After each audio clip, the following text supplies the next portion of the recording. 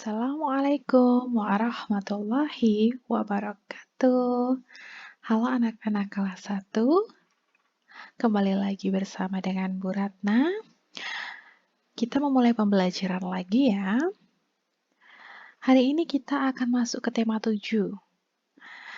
Subtema pertama, pembelajaran pertama juga. Setelah kemarin kita menyelesaikan tema 6, sekarang kita beranjak ke tema ke-7.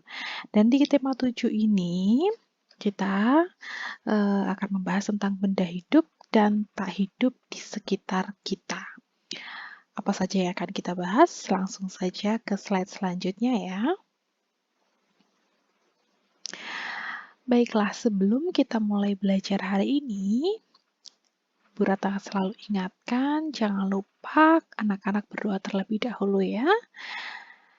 Kemudian setelah itu, kita bisa langsung masuk ke pembelajarannya.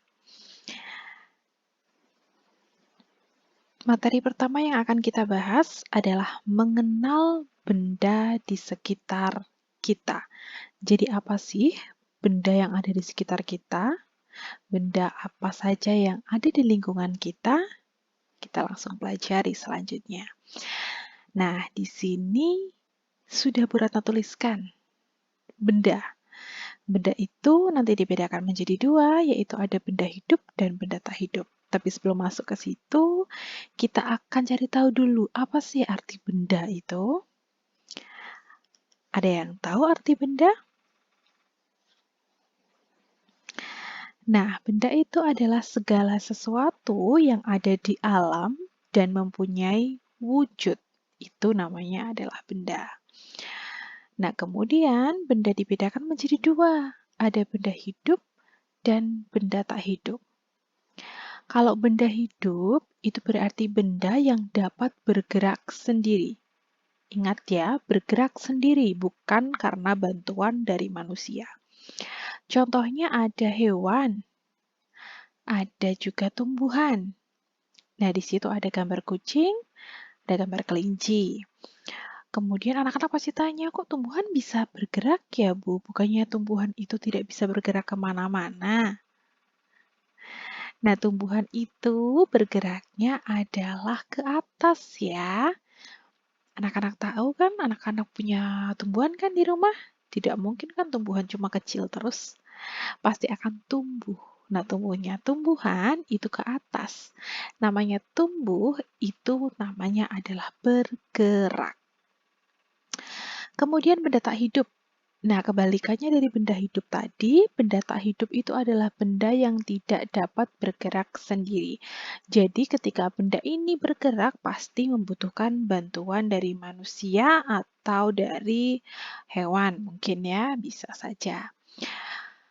Contohnya yang pertama adalah sepatu. Sepatu bisa berjalan sendiri?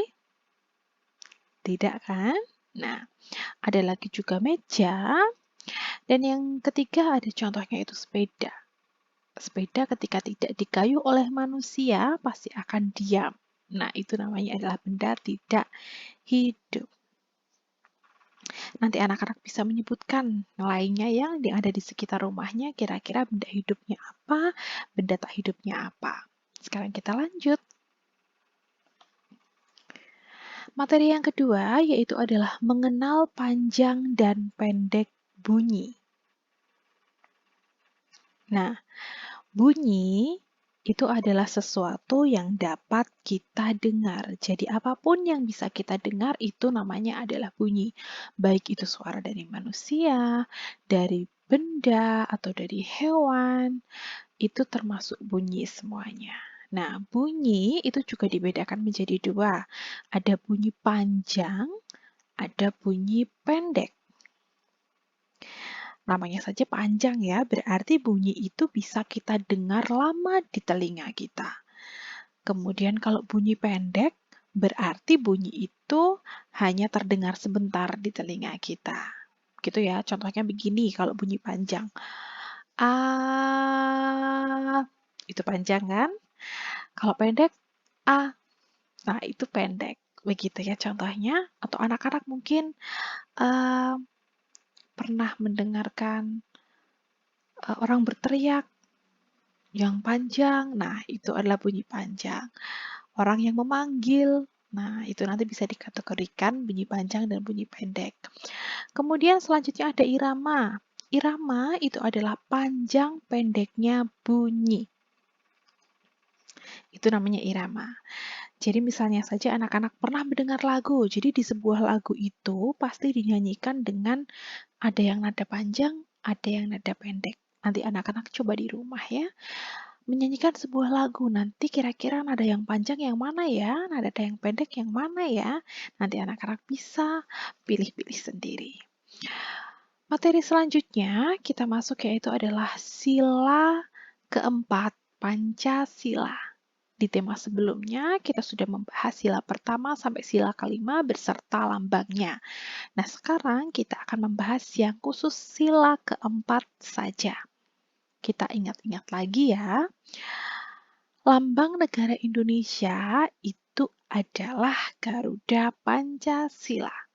Nah, di dada Garuda Pancasila itu ada perisai yang berisi lambang-lambang Pancasila. Kita ingat lagi ya. Sila pertama lambangnya adalah bintang. Bunyinya ketuhanan yang Maha Esa. Sila kedua lambangnya adalah rantai. Bunyinya kemanusiaan yang adil dan beradab. Sila ketiga, lambangnya adalah pohon beringin. Bunyinya persatuan Indonesia. Sila keempat, lambangnya adalah kepala banteng. Bunyinya kerakyatan yang dipimpin oleh hikmat kebijaksanaan dalam permusyawaratan perwakilan. Sila terakhir adalah sila kelima, yaitu lambangnya padi dan kapas. Bunyinya keadilan sosial bagi seluruh rakyat Indonesia.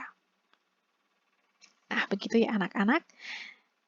Jangan lupa, pokoknya di dadanya Garuda Pancasila itu ada yang namanya perisai. Perisai itu tempatnya lambang-lambang Pancasila. Begitu ya. Nah, apabila ada yang masih bingung atau masih kurang jelas, nanti bisa ditanyakan ke Bu Ratna langsung. Begitu ya. Pembelajaran pagi ini Bu Ratna cukupkan sekian. Ada kurang dan lebihnya Bu Ratna mohon maaf. Selamat belajar semuanya. Assalamualaikum warahmatullahi wabarakatuh.